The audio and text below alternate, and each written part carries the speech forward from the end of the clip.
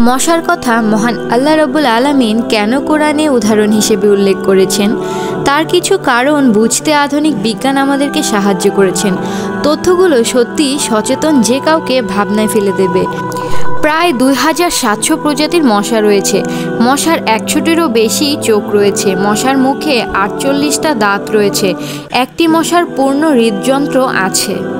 মশার নাকে 6টি পৃথক ছুরি থাকে আর প্রত্যেকটি ছুরির পৃথক ব্যবহার তারা করে থাকে। মশার শরীরে ডিজিটাল এক্স-রে মেশিনও আছে, যেটা রাতের আধারে মানুষের চামড়াকে শনাক্ত করায় কাজে লাগায়।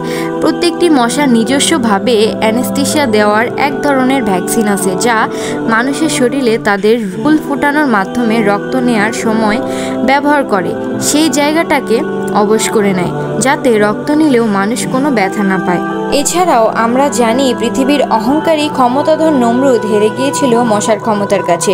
মুসলিম জাতির পিতা ইব্রাহিম আলাইসাল্লামের সময় রাজার নাম ছিল নমরুদ। সে নিজেকে এতটাই উচ্চতর ভাবত যে সে নিজেকে সৃষ্টিকর্তা হিসেবেও দাবি করেছিল। জন্ম, মৃত্যু, খাদ্যের যোগান সবকিছু তার ক্ষমতার মধ্যে বলেও দাবি করেছিল। এই নমরুদ সেনাবাহিনীকে শেষ করা হয়েছিল অসংখ্য মশা দ্বারা, আর ছোট্ট এই মশা প্রবেশ করেছিল নমরুদের নাকের মধ্যে। শেষ পর্যন্ত মৃত্যু হয়েছিল সৃষ্টিকর্তা দাবি করা এই পাপিষ্টের একটি মশার কারণে।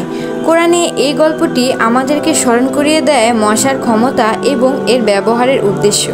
এটি আল্লাহর পক্ষ থেকে যেমন আমাদের পাপের শাস্তিও হতে পারে, নমরুদের বেলাও তাই হয়েছিল। মশা সৃষ্টির মধ্যেও আমাদের মানুষদের জন্য আল্লাহর নিদর্শন রয়েছে।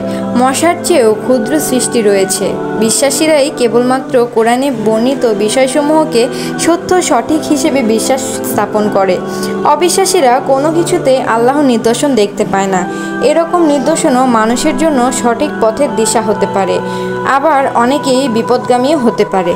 কারণ অসৎ ব্যক্তিদেরকে মহান আল্লাহ রাব্বুল আলামিন কখনো সঠিক পথে নেন না। এমন সব জানা অজানা তথ্য সম্পর্কে জানতে হেদায়েতের পথ চ্যানেলটিকে সাবস্ক্রাইব করে আমাদের পাশেই থাকুন।